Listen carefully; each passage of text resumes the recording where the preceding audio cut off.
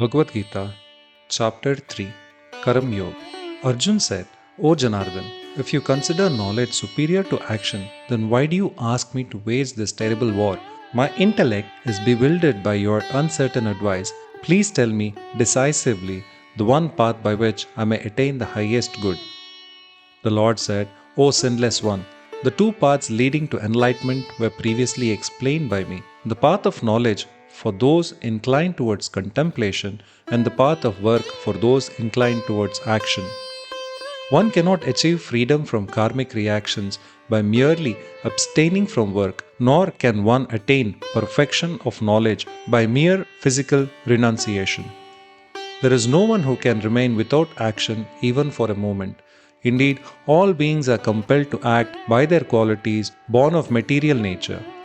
Those who restrain the external organs of action while continuing to dwell on sense objects in the mind certainly delude themselves and are to be called hypocrites.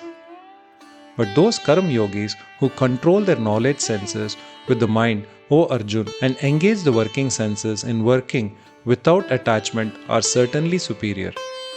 You should thus perform your prescribed Vedic duties, since action is superior to inaction. By ceasing activity, even your bodily maintenance will not be possible. Work must be done as yajna to the Supreme Lord, otherwise, work causes bondage in this material world.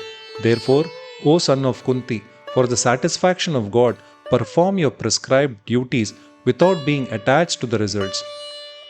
In the beginning of creation, Brahma created humankind along with duties and said, Prosper in the performance of these yagnas, for they shall bestow upon you all you wish to achieve.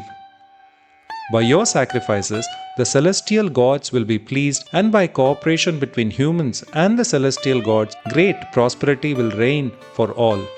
The celestial gods, being satisfied by the performance of sacrifice, will grant you all the desired necessities of life, but those who enjoy what is given to them without making offerings in return are verily thieves. The spiritually minded who eat food that is first offered in sacrifice are released from all kinds of sin. Others who cook food for their own enjoyment verily eat only sin. All living beings subsist of food, and food is produced by rains. Rains come from the performance of sacrifice, and sacrifice is produced by the performance of prescribed duties. The duties for human beings are described in the Vedas, and the Vedas are manifested by God Himself. Therefore, the all-pervading Lord is eternally present in acts of sacrifice. O Parth, those who do not accept their responsibilities in the cycle of sacrifice established by the Vedas are sinful. They live only for the delight of their senses. Indeed, their lives are in vain.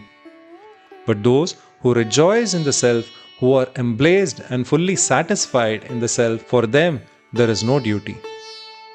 Such self-realized souls have nothing to gain or lose, either in discharging or renouncing their duties, nor do they need to depend on other living beings to fulfill their self-interest. Therefore, giving up attachment, perform actions as a matter of duty, because by working without being attached to the fruits, one attains the Supreme. By performing their prescribed duties, King Janak and others attain perfection. You should also perform your duties to set an example for the good of the world. Whatever actions great persons perform, common people follow. Whatever standards they set, all the world pursues. There is no duty for me to do in all the three worlds, O Parth, nor do I have anything to gain or attain, yet I am engaged in prescribed duties. For if I did not carefully perform the prescribed duties, O Parth, all men would follow my path in all respects. If I cease to perform prescribed actions, all these worlds would perish. I would be responsible for the commotion that would prevail, and would thereby destroy the peace of the human race. As ignorant people perform their duties with attachment to the results, O descendant of Bharat, so should the wise act without attachment for the sake of leading people on the right path. The wise should not create discord in the intellects of ignorant people who are attached to fruitive actions. By inducing them to stop work, Rather, by performing their duties in an enlightened manner, they should inspire the ignorant also to do their prescribed duties. All activities are carried out by the three modes of material nature, but in ignorance, the soul, deluded by false identification with the body, thinks of itself as the doer. O mighty armed Arjun, illumined persons distinguish the soul as distinct from gunas and karmas. They perceive that it is only the gunas in the shape of the senses, mind, and others that move among the gunas in the shape of the objects of perception, and thus they do not get entangled in them. Those who are deluded by the operations of the gunas become attached to the results of their action, but the wise who understand these truths should not unsettle such ignorant people who know very little. Performing all works as an offering unto me, constantly meditate on me as the Supreme, become free from desire and selfishness, and with your mental grief departed, fight. Those who abide by these teachings of mine with profound faith and free from envy are released from the bondage of karma. Those who find faults with my teachings, being deprived of knowledge and devoid of discrimination, they disregard these principles and bring about their own ruin. Even wise people act according to their natures, for all living beings are propelled by their natural tendencies. What will one gain by repression? The senses naturally experience attachment and aversion to the sense objects, but do not be controlled by them, for they are waylayers of force.